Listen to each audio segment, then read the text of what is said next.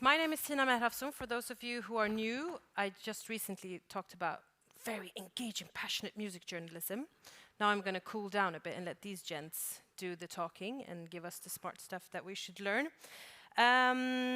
What we are going to do is talk about Dua Lipa, who has a podcast that is called At Your Service. She's one of the most famous pop stars right now. And not only that, of course, she has the podcast which looks and sounds like this.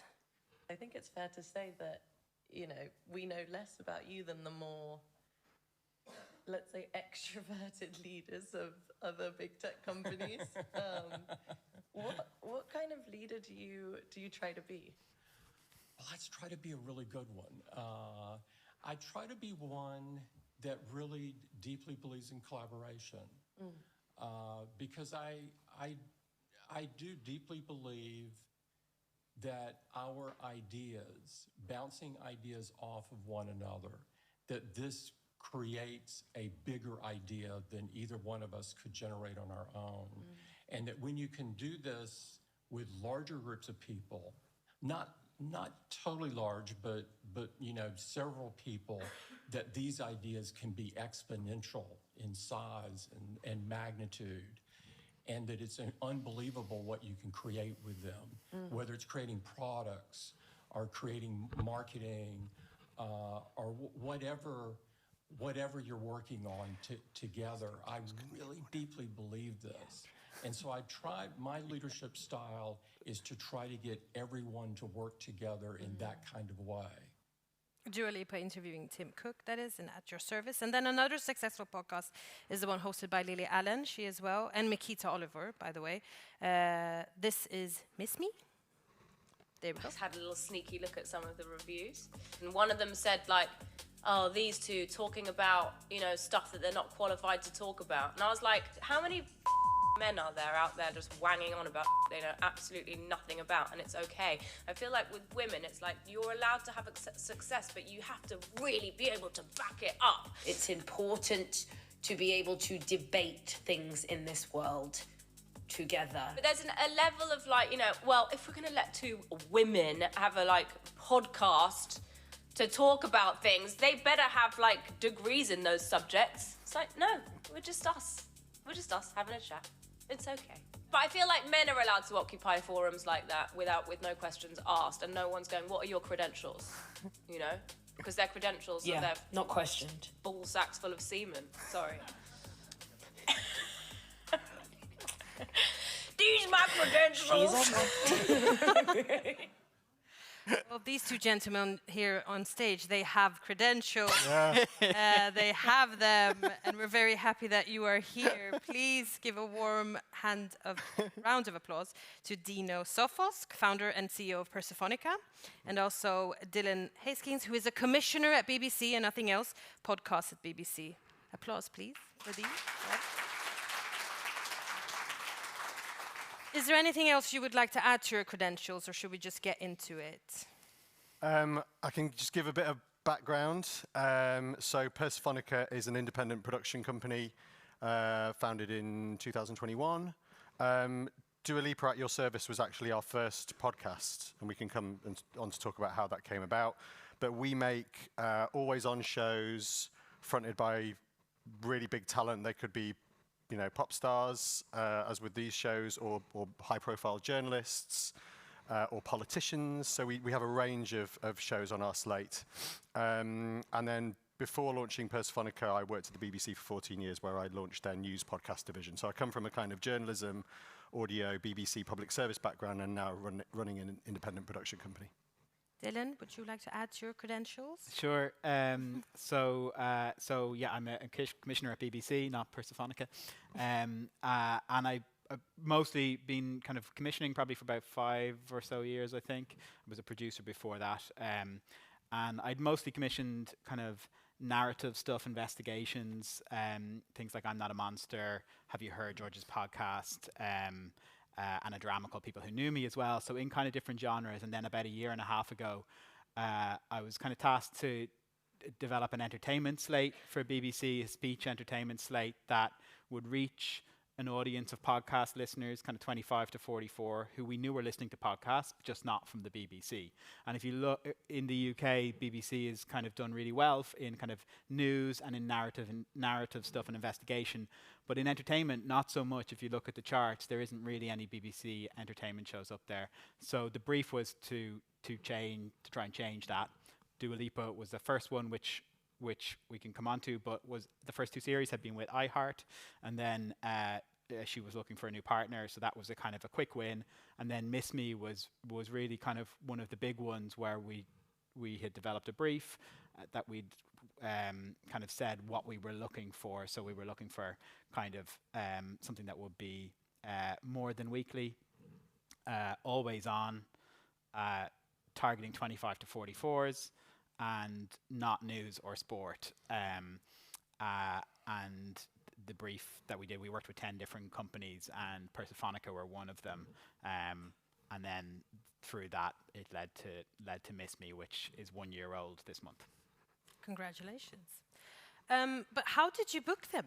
I mean, Lily obviously isn't touring right now, but Dua is always on tour, it feels like, or either in the studio. Like, how did this even happen? Sure. So, as I said, I left the BBC and launched Persephonica, and very quickly our second show was a big news show called The News Agents. But before that, we were kind of looking around and seeing what we could do and who was around that we could make a podcast with. And I knew the plugger at Warner Records, who a plugger is like they plug major artists and make sure they get out there and get in the press and talked about. And she said, "Oh, Duas wants to make a podcast. Would you be interested?" And I was like, "Yeah, sure, of course I'd be interested." So I went to meet her manager at the time, and he was sort of sizing me out and seeing whether I would be any good at doing this. Because at the time, the company was like a couple of people. This is right at the start. And he'd actually listened to one of my BBC shows, Americast. He's like, "Oh, I love that show. You must be good." So very quickly, we had a meeting with Dua where I talked her through my vision for the podcast and what we think she could bring to it. And I think what was really important to Dua is that she's a pop star, but she's also a very, very intelligent, hardworking woman. And she doesn't want to just be defined by her music. She launched a lifestyle brand called Service 95, which had a newsletter, and where she talks about books and culture. And the podcast was kind of a core part of that strategy for her new brand. And she wanted to interview very high-profile people from the worlds of music, film, literature, activism. And I think with our journalistic background, we were able to say, look, these interviews need to be properly researched. You need to be really, really well briefed. And she doesn't mess about, basically. So to do these recordings, we would sit with her for hours on calls, kind of refining the questions. We would provide her briefing notes. We would discuss the interviews in advance. So it's not a show and go thing for Dua. And I think that's the key thing. We'll come on to talk about this. There's a graveyard full of podcasts presented by pop stars and high-profile people that just haven't worked out. And I bet you that's because they just weren't willing to put in the time. Would be a big reason for that, and the commitment. Whereas Dua worked so hard. I remember she just did 2 nights at Madison Square Garden, sold out on her tour a couple of years back. And the morning after, she was flying to Washington for another live show, arena show. And on the way to her next show, having just done 2 nights at MSG, she went and recorded a 2-hour-long interview with a victim of war crimes, a Yazidi woman who'd had them talking about the most horrific war crimes. And Dua just did this conversation. I was like, my God, if I'd just done 2 nights at Madison Square Garden, I was in my 20s, I'd be in a ditch in a dive bar somewhere now. I wouldn't be doing this. But she's such an amazing work ethic, and that's why it worked. We should probably just say for context as well, Lily Allen, I know everybody knows who Dua Lipa is.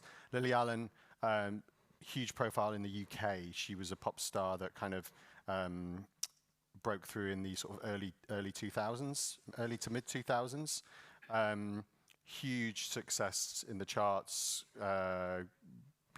award-winning albums, sold millions and millions of records, but has not been around she hasn't released new music for quite a while. So she definitely taken a back seat in the public eye, and this podcast was, I guess, her stepping into the limelight for the first time in a long time. And she is tabloid fodder, basically. She is kind of written about endlessly in the tabloids.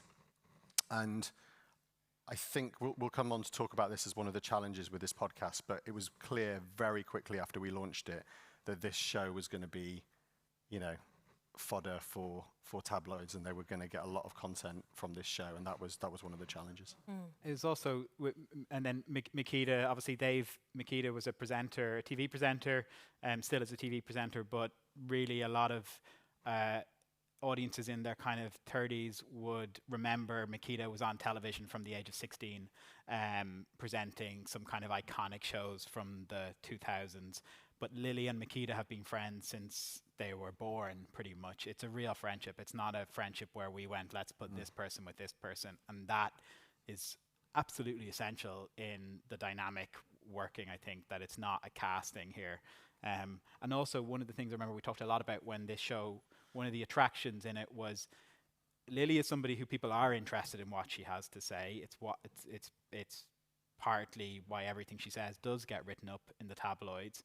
But both Makita and Lily have had very public highs and very public lows as well. And the audience kind of know that about them. So they're not kind of polished, shiny. Maybe in a way Dua might be actually in the same way. And the two podcasts are very different for those reasons. People at different stages in their careers and their lives as well. But I think that's exactly key to why it works. It's authenticity, and for both of these shows, both very different. Dua's is an interview format. Miss Me is two friends having a catch up every week, and we very, very rarely. I think we've only had one guest on the show, and that was Billie Eilish, who asked to come on, and we basically couldn't say no to her. But as a matter of course, we don't have guests on. But both of these shows are completely authentic, and that was really important to the host when they decided they wanted to do a show. We don't want to be, suppressed in what we say. We don't want to be censored. Like, you're getting the whole package, and that's why we want to do this. We don't want to pretend to be something we're not. Sorry, go on. No, I was just curious, so they don't want to be censored, but still having a podcast on BBC, being a public radio, there is a lot of responsibility that comes with that. And so why would you say that they actually chose to come to BBC and have BBC be their platform for podcasting? Dylan? I think the maybe it's interesting because part of the reason BBC wanted to commission this was to change perception about BBC with audiences who might think that BBC is very safe, and they probably think that because a lot of what we do is quite safe because we've been doing it for a long time and for various different audiences. But the challenge here was to try and do something that showed that you can do public service in lots of different ways, and you need to do it in different ways if you want to reach different audiences. So for us, that's a challenge. This would be a challenge for us as much as for them, and particularly around impartiality and the idea of we know people like opinion and they want that authenticity, and there will always be questions around how can you be authentic and also impartial as well. And I think the way that's been navigated has by having, really, first of all, this isn't a BBC News podcast, and that's a really important distinction. Our news presenters have a higher level of impartiality standards that they have to stick to. These guys are not primarily known as BBC presenters, so there's a slightly different audience expectation. That's one thing. Second thing is we've had really clear conversations from the start about why impartiality is important when you're a public funded broadcaster, funded by license fee payers, and they understand that. But also, we operate to editorial guidelines. They're not rules. They're guidelines. They don't cover every single situation. They require constant conversation back and forth and listening to them, them listening to us, and sometimes changing what it is that we do and a decision we came. For me, there was an amazing moment. That clip, that video that was from the podcast, when that went out, there was a comment underneath it from somebody that said, "This is so un-BBC, and I'm here for it." And that is exactly, what we're trying to do. So that's why they. I don't know if that's why they did it. Dino can probably speak to that. With Dua Lipa, it's also interesting because it certainly wouldn't be, the BBC wouldn't be the biggest financial offer that someone like Dua Lipa could get for a podcast. But there's clearly an affinity with the brand. After we did season 3 of the podcast, Dua posted a clip that we had no idea. We didn't ask her to post this, obviously, but this is from her. This is the visitor pass from 2005 when she was in school. 2005. Yeah, I know. We still have those same passes. Yeah, I know. That security thing there, you have to change them up. I know. It's just literally. You copy them and just walk straight through. I like that it says name child 20. She was there with the school project. She was there in the school project, and just there, like that, she never thought she'd be working with BBC Sounds on her podcast. And if you were a commercial brand, like how much money would you have to pay somebody to write something like that? And we didn't, because it's real, and because there are other reasons why. For us, it's a huge value to our brand to say we can work with the best talent in the world. You probably know from Dua's perspective more. Yeah, so I think we talk in general terms rather than specifics, but I think in 2021-ish, when we launched this show, 22 maybe, the market was completely different. There were streamers and companies paying huge amounts of money for talent, and it was really a kind of like, a statement for a lot of these companies to be like, right, we're launching this show, and we've seen it with Meghan Markle and lots of other people. And I think there was then a couple of years later, so we launched this show on iHeart. There was then a correction in the market, which I think everybody is now of the general consensus, which is like quite positive in a way. There aren't these silly amounts of money like floating about that don't bear no relation to the actual show. So there was a correction in the market, and then it comes back to that point we're saying about authenticity and the fact that they're working hard on the shows and they're really willing to put the graft in. And then you need a partner who's willing to back that up with promotion, with support, with like looking at the data, kind of going, this is how we can support you in certain markets. I think as well, by the time we came to launch Miss Me, again, we talked about this at the start, thousands and thousands of podcasts launched every year in the UK. And Lily and Makita really wanted to cut through. They didn't want to just launch a podcast that would fizzle out. So when we were talking to the BBC, it was clear that the BBC, I think this is the most money the BBC had ever spent on a marketing campaign for a podcast. And there were on the side of buses in London, and like posters all across the UK, and TV adverts. And they were even putting like flyers in like ASOS packages, like a kind of online fashion retailer. So they were really honing in on the audience and making sure we got to them. And that's a big, big plus for Lily and Makita. Also, if we talk about the commercial aspect of the deal as well, the way we work with the BBC on this is that we license the show to the BBC and they pay us a fee to make it. And for some presenters, that's quite attractive because they don't have to kind of take the approach that they're just only going to make money once they start making money from advertising.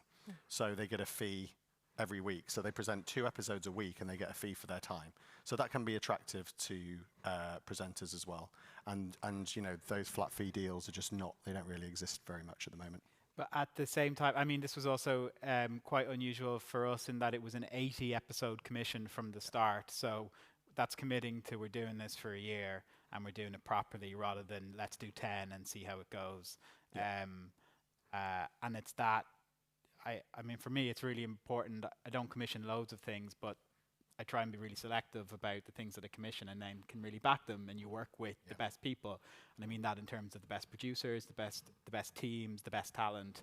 And that's really, I think that's been really important with this. Plus also just on the commercial thing as well, there's that aspect, but we are also trying to be really good commercial partners as well in terms of how our content gets distributed outside the UK. So we've no ads on BBC content in the UK, but we do sell ads on content outside the UK. If you listen to it, you'll probably hear this content outside the BBC is ad supported, but also in things like live shows. The live shows for a podcast that's always on are so important because yes, they can make money, but they're also the way of building community and bringing people into a room. Those people bring some other people. They take photos. You're organically on social. Press come. They write it up. Reviews bigger than the podcast review they'd ever write up as well. On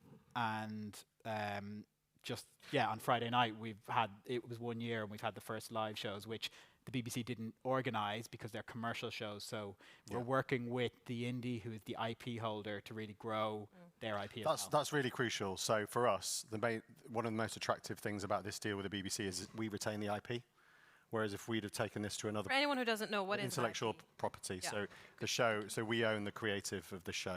This is our show. So Persophonica own this with the talent as well. So it's kind of like we run it like a small business, basically, which is how we do all our shows, which is, some of our other shows we monetize through advertising and the talent are invested in it. But yeah, I think you hit the nail on the head there, that this is like a long-term commitment. This is our ethos as a company, is that we are building communities. We are trying to create a habit. We want to show that people listen to week after week at the same, they have it's an appointment to listen and they come back to us. And when we sat down and talked to the BBC, it was very clear, very important that we both agreed on that right from the word go, that this wasn't, you weren't going to come back to us after 4 episodes and go, the numbers aren't big enough, we're cancelling it. It's like, no, we have to let the show grow organically and let it go on a journey, which was great. We do have a clip from the live show, do we not? Yeah. So shall I just explain the live shows, because these are probably not like the live shows that you'll see from most podcasts. The biggest thing about Miss Me, I think, is like it's rooted really in the sort of noughties nostalgia, and a lot of the time they're talking about their wilder, younger days, and the audience is basically reflects Lily and Makita. So you'll see when you see a clip of the crowd, but the audience were like overwhelmingly, I'd say like 95% female, between about 35 and 40-ish, I would say. It's a very, very tight audience, and gay men. I think they asked the audience on night 1 to put your hands up if you're a heterosexual male, and there were like 2 hands that went up. So it's a brilliant audience, and really kind of, but to the point of the live show, it's very commercial, right? Commercially viable, because we know exactly who the audience are. But it was clear that when they came to the shows, they wanted to party. And we built the live show so it wasn't just Lily and Makita sat in a chair having a chat. We had musical interludes, and then the clip you're about to see, we played, I'm not sure if like this, you have this game everywhere, but it's called Pass the Parcel, which is usually like a kid's party game, where there's music plays, and when it stops, you unwrap one sheet of the present. Okay. So each sheet had a different layer. So we did this game in the auditorium with kind of 1,200 people. We did 2 nights, and both shows sold out within like 6 minutes. So we could have done much bigger venues, but these were the first ones. It was a bit of a proof of concept. But here's a social media clip that somebody took. You want to see it, right?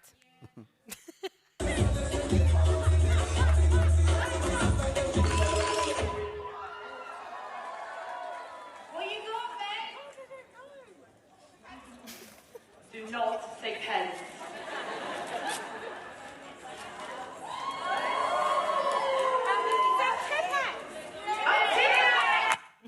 What was it, Tipex? Tipex pen, like a kind of eraser pen. We just got stationary.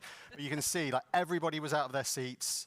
They were dancing. We were just at one point, like, after the first night, we realized that people really wanted to dance, so we upped the amount of musical content in the show. And, like, people were just out of their seats having a rave on a Friday night. And it was just, but that started as a podcast a year ago. And 1 year later, we're filling 2 nights at the Hackney Empire, which is like 2,500 people over 2 nights.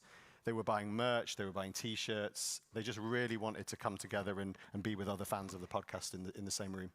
It's also so rare as a commissioner to have a target audience in mind and then actually fully reach that target audience. And to see them then in person is even more amazing when you're like, these are real people. They're not just numbers on our dashboards, you know.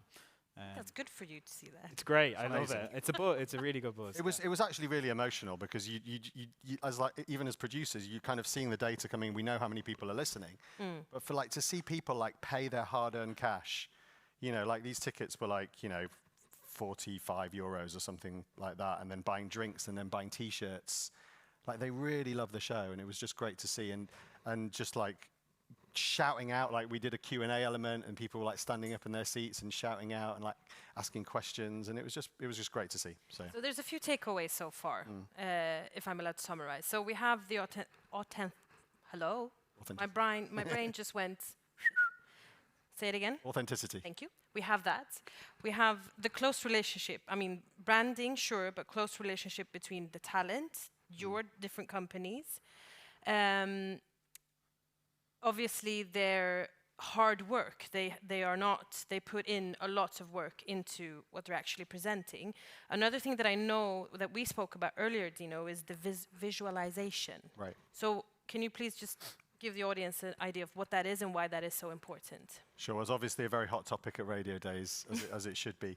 It was clear from, like, we visualize all our podcasts that we make, and we have done since we launched, to be honest.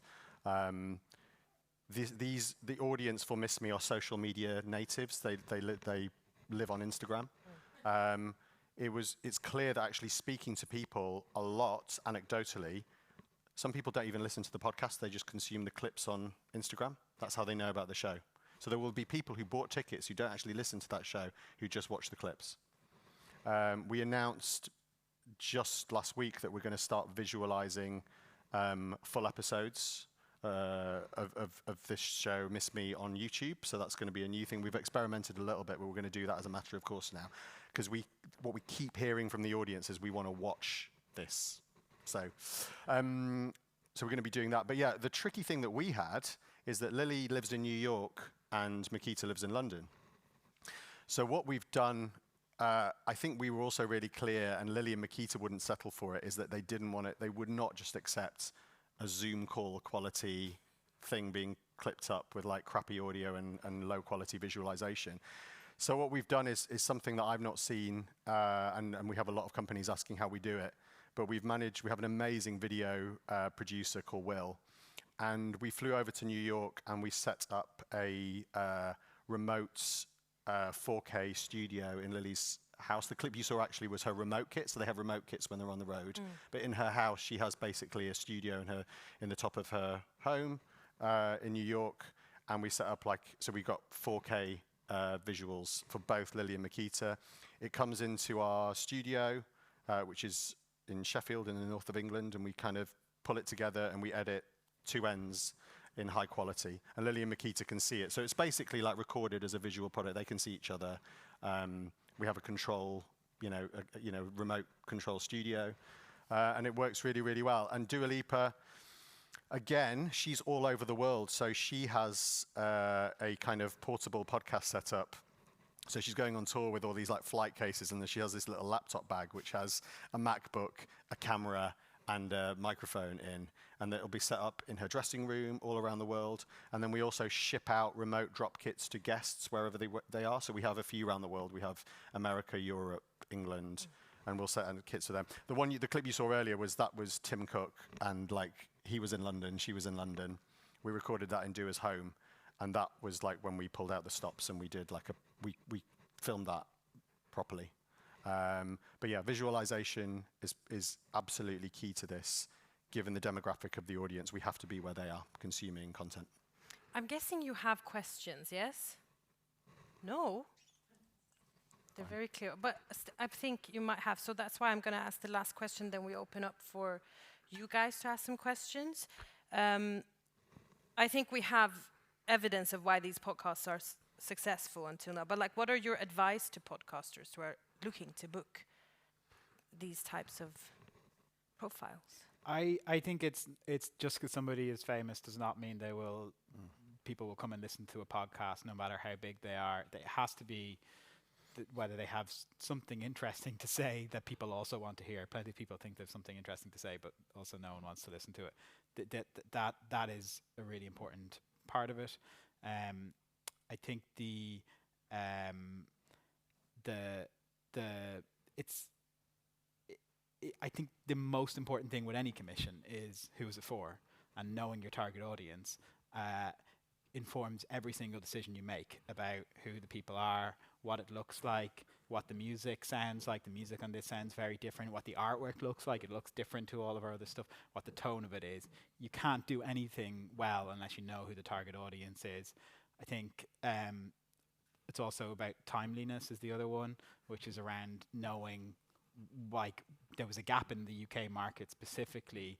There had been, some other podcasts a few years before that had just stopped that were really serving well, like women 25 to 44, and there was a gap. Nothing had replaced it. So knowing that there was a gap there, and then that point about just obviously brilliant talent, but also brilliant teams that you have to work with across the board. And, Dino mentioned Will, who's the video producer. There's Flossie and Jonathan, who are these podcasts.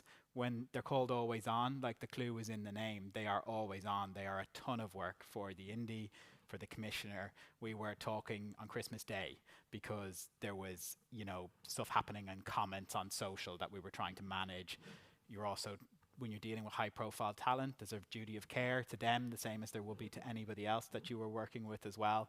And when there's a higher profile podcast, there's a lot more media attention on it. That requires a lot more care and work as well. So I would say the thing is to be really well equipped and prepared for all of those things. It's exhausting. It really is. Honestly, what a positive note. No, but you have to go into this with your eyes open. That this is like to create a successful always-on show with big talent or big guests. Like, just because you're Dua Lipa doesn't mean your guest doesn't pull out at the last minute. It happens. Sure. And like booking guests for Dua is also there's no kind of free pass just because you're a celebrity, I think. And I think, just to pick up on something, which is not quite answering your question actually it is in a way, actually. One of the things about why the reason why Miss Me has worked specifically is I think that the trust that was placed in us as the indie and in the talent to steer the creative. So normally, a way a BBC show would work a lot of the time is the BBC would do the artwork, the BBC would be heavily involved in the music. And I think as great as the BBC is, when they've tried to do that for younger content before, it still feels and looks like the BBC. Whereas Lily and Makita used their friends from West London to do that photo shoot from like the creative scene in West London, incredibly cool creative agency. The music was done by like a music producer that they knew from like one of their friends, and it was like authentic. It wasn't like production library music. Everything about this show oozes their personality and their kind of background. So obviously we have to work with the BBC to go like, are you happy with this? And you guys sign it off and give us some advice on what works best in that space and looks great on the Sounds app and all that sort of stuff. But ultimately it reflects them, and they are involved in every stage of it. So it comes back to what we said about authenticity. So I think the advice is, if a talent, high profile talent comes to you going, I want a podcast, it's like, well, are you prepared to do the work? I think is really crucial. We have 1 minute. Do you have a question? Because there we have a question. Very good. I'm so glad. Yes. There's a microphone coming your way. Hold on. You don't need to shout. Hi, everyone. I'm happy to shout. I'm American. I'm